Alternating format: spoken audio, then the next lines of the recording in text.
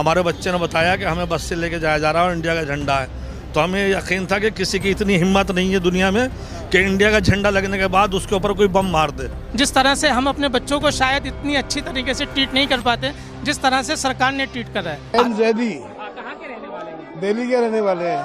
क्या कहेंगे सबसे पहले?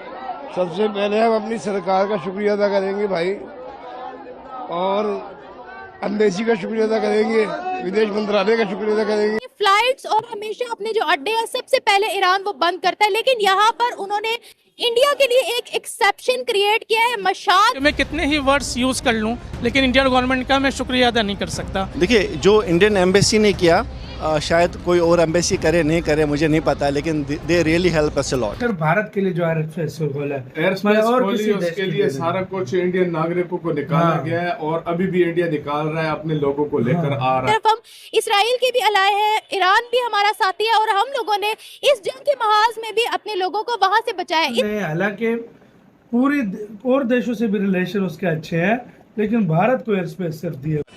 हमारे जो लड़के, हमारे ही कस्बे के जो लड़के यूक्रेन में पढ़ाई कर रहे थे, उस टाइम पे भी हमने देखा कि इंडिया गवर्नमेंट ने उन बच्चों को सुरक्षित निकाल के लाई। इस मामले में हमारी सरकार बहुत आगे है, हमारे नागरिक को कहीं दिक्कत नहीं हो सकती दुनिया में। पहले अफगानिस्तान से भी लेके आई। हाँ, अफगानिस्तान से भी लेके आए। ये भारत सरकार जितनी जल्दी और इतना बढ़िया कदम उठाती है कि हमारे जो वहाँ नागरिक हैं, या स्टूडेंट रहे हों या घूमने गए हों या व्यापार कर रहे हों, उन सबको वापसी लेके आ जाती है। इससे पहले भी अगर देखा गया था कि तिरंगा झंडा जिस बच्चे के हाथ में था उसको कोई भी कुछ भी नहीं कह रहा था, और वो बाइज्जत इंडिया वापस आया। अभी भी ऐसे ही हुआ है कि ये बच्चे जो वहाँ से हमादान से ये कुम गए, और कुम से फिर जो इन्हें बस में लेके गए, तो हमारी जो बसें थीं जिससे स्टूडेंट आ रहे थे, उस बस के ऊपर इंडिया का झंडा लगा रखा था। हमारे बच्चे ने बताया कि हमें बस से लेके जाया जा रहा है और इंडिया का झंडा है, तो हमें यकीन था कि किसी की इतनी हिम्मत नहीं है दुनिया में कि इंडिया का झंडा लगने के बाद उसके ऊपर कोई बम मार दे। जय हिंद, नमस्कार दोस्तों। तो दोस्तों, इजराइल और ईरान के बीच में भी जो युद्ध चल रहा है वो युद्ध कुछ ज़्यादा घातक हो चुका है, और अभी इजरायली कुछ मिसाइल ईरान के, जहाँ से वो उनके न्यूज़ हेडक्वार्टर्स है, जहाँ टीवी चैनल्स के हेडक्वार्टर्स को अटैक किया गया, जहाँ लाइव न्यूज़ एंकरिंग जब कर रही थी वहाँ की रिपोर्टर दोस्तों, तब ये मिसाइल उनके हेडक्वार्टर पे गिरा। और ये जो दृश्य था ये बहुत ही ज़्यादा डरावने वाला दृश्य था, क्योंकि मिसाइल फटने से वहाँ पे पूरी बिल्डिंग में आग लग गई, और जो वहाँ की एंकर थी वो अपनी जान बचा के भागने लगी। क्या लगता है कि पाकिस्तान ने क्या बिट्रे किया है ईरान को? नहीं, पहले तो मैं आपकी बात ड्राई कर दूं कि अमेरिका पाकिस्तान की बेस यूज़ कर रहा है, वो झूठ है। अमेरिका इंडिया की बेस यूज़ कर रहा है। और रही बात फील्ड मार्शल की, वो तो आप अपने चक्कर में गए थे और आपने ब्लेम डाल दिया उस पर ईरान और पाकिस्तान का। पाकिस्तान एक खुद कमज़ोर मुल्क है, वो क्या करेगा बेचारा। और हमारी जितनी मुस्लिम कंट्री है उन सबको मिलकर अब ईरान का साथ देना चाहिए। जिस तरह फ़लस्तीन तबाह हो गया, एक दिन ईरान भी तबाह हो जाएगा, इस तरह हम भी तबाह हो जाएंगे। यहूदी इसराइल जो मुल्क है जिसकी वजह से सारे मसले हो रहे हैं, अमेरिका क्यों बीच में बोला? उसने इसराइल का साथ दिया ना। तो ईरान मुस्लिम मुल्क है, हम क्यों बीच में नहीं बोलते हैं? एज अ मुस्लिम हमें बोलना चाहिए। सर, जो यूएसए ने अटैक किया इसराइल के ऊपर, ईरान के ऊपर, इस पर क्या कहना चाहते हैं कि यूएसए क्यों जो ईरान है उनको बनने नहीं दे रहा एक न्यूक्लियर पावर? और स्पेशली अगर बात की जाए, अब तो ईरान के एक एनवॉय है, उन्होंने कहा कि अब हमें भारत से मदद लेनी पड़ेगी क्योंकि भारत तो खुला सपोर्ट कर रहा है इसराइल को।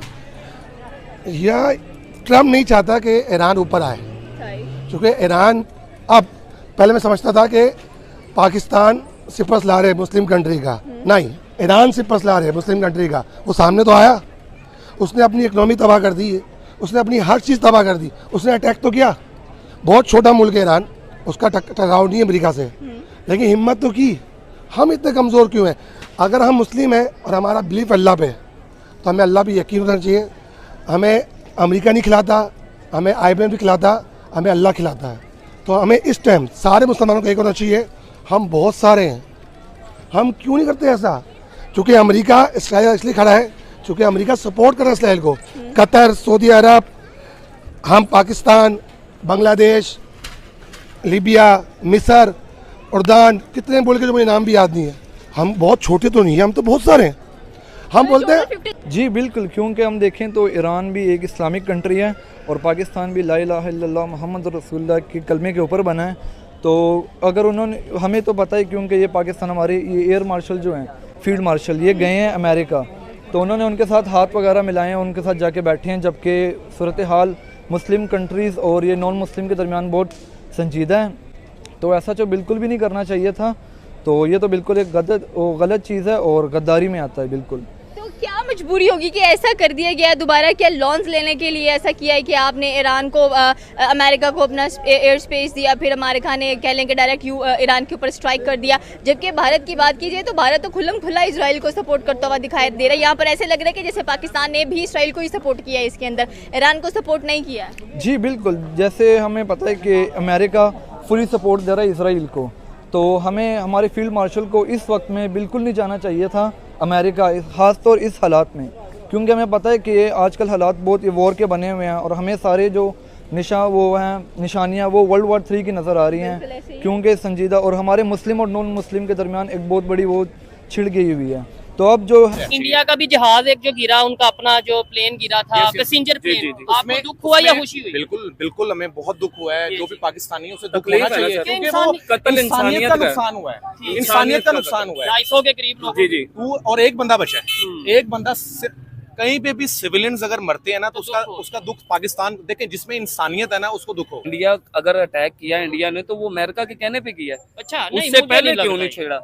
उससे पहले क्यों नहीं छेड़ा? तो फिर अमेरिका ने जंग भी खुद रुकवा दिया। यही तो वजह। ट्रम्प की ना दोगली पॉलिसी है, मैं आपको बताता हूँ। ट्रम्प एक दफा जिस तरह पाकिस्तान और इंडिया की 3-4 दिन के लिए जंग जो हुई है, उसके अंदर वो इंडिया को कह रहा है कि आप भी सीज फायर करें, पाकिस्तान को कह रहा है आप भी सीज फायर करें।